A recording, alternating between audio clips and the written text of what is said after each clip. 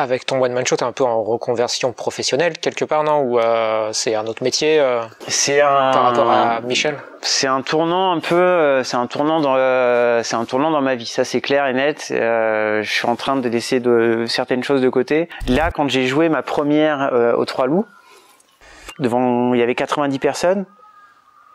Je suis passé de une personne avec qui j'avais joué mon spectacle devant Julie, de 1 à 90. Surtout qu'elle est petite, la scène du Trois Loups, donc pour mettre 90 personnes dans... C'était... les gens devaient être épaule contre épaule, quoi.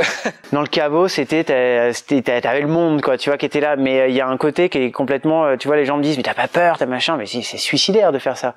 De passer devant 1 à 90 personnes, c'est suicidaire. Le micro, le son qui me lâche au début, il a fallu le régler dans le truc. Mais j'ai rien lâché, tu vois. J'étais dedans parce que c'est là où elle est ma place, c'est là où je suis bien, tu vois. Et tout ça, c'est toute cette force est née de l'énergie, de ce qu'il y a dans ma vie privée, dans tout ce qu'il y a derrière. Mais tout ce qui est arrivé de mal, t'en fais une force.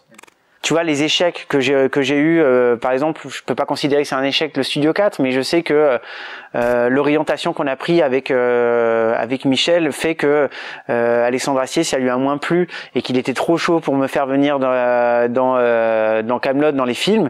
J'étais trop saucé avec ça, mais j'y croyais pas vraiment. Je me suis dit que déjà le fait de l'avoir rencontré était une victoire en soi, mais je savais pertinemment, en me regardant devant la glace, que je faisais quelque chose qui l'avait peut-être moins fait rire et qui a fait moins rire d'autres gens, et j'ai pas peur de me dire ouais, ça m'a moins fait rire, mais c'est pas grave parce que j'ai accumulé de l'expérience. Et plutôt que de se dire oh c'est un échec, oh c'est nul, gars, c'est rien, c'est quoi, rebondis, avance. Tu te rends compte, toi, moi j'adore le foot, tu vois, et un mec qui rate un penalty, tu crois que c'est la fin de sa vie? Tu te rends compte la pression qu'ils se mettent ces mecs-là?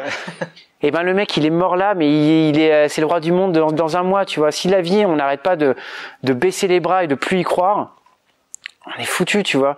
C'est pas grave. Les gens, ils aiment pas, c'est pas grave, tu te relèveras. Moi, j'ai fait des projets, j'ai honte, tu vois. Et on s'en fout, on avance, tu vois. On s'emmerde un peu quand même, hein. T'es quand même passé à 2 doigts de la torgnole, mon jeu. J'ai l'habitude. T'as une écharpe qui me plaît beaucoup.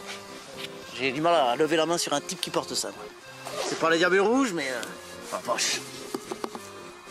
Zidane.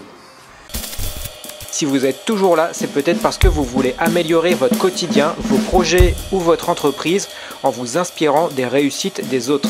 Si c'est le cas, vous trouverez en description des outils pour y parvenir, notamment des formations et une clé exclusive. Mais surtout, restez déterminés à réussir.